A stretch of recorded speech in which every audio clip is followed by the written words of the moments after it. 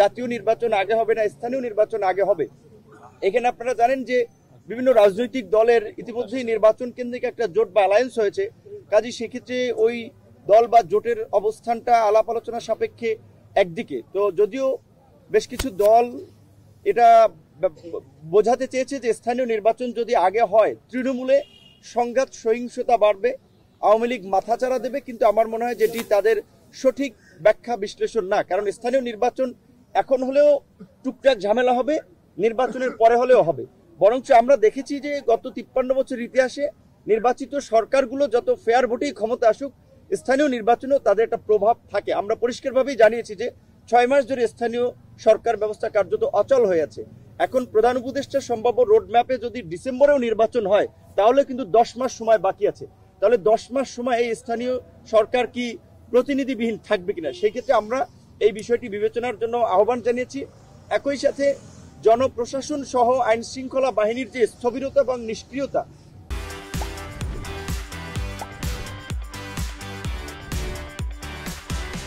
প্রশাসনে যে ফ্যাসিবাদের দোসরদের এখনো অবস্থান, যার ফলে কিন্তু সরকার 6 মাসেও আমরা দেখতে পাচ্ছি কাঙ্ক্ষিত পারফরমেন্স করতে পারছে না। বিশেষ করে স্বরাষ্ট্র উপদেষ্টা কিংবা স্বরাষ্ট্র মন্ত্রণালয়ের কার্যক্রম নিয়ে জনমনে অসন্তোষ রয়েছে, রাজনৈতিক দলগুলো সেটি ব্যক্ত করেছে। স্বাস্থ্য মন্ত্রণালয়ের ধীর গতি, এবং আমরা মনে করি যে কৃষি, এটা আমরা প্রধান উপদেষ্টার সামনেও বলেছি, কৃষি এবং স্বরাষ্ট্র এই রকমের ভারী মিনিস্ট্রি দুজনের পক্ষে সম্ভব না। বিদ্যুৎ, জ্বালানি, রেল, সড়ক পরিবহন এরকমের গুরুত্বপূর্ণ 3টি মিনিস্ট্রি একজনের পক্ষে পরিচালনা সম্ভব না।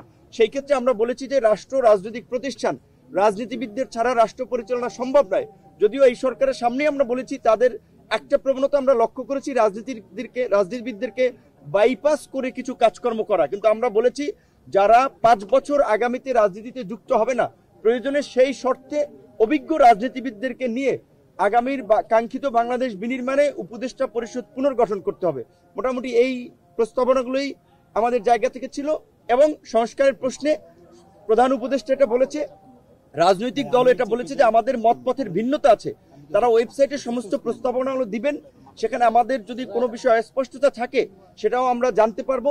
তাদের সহযোগী টিম থাকবে।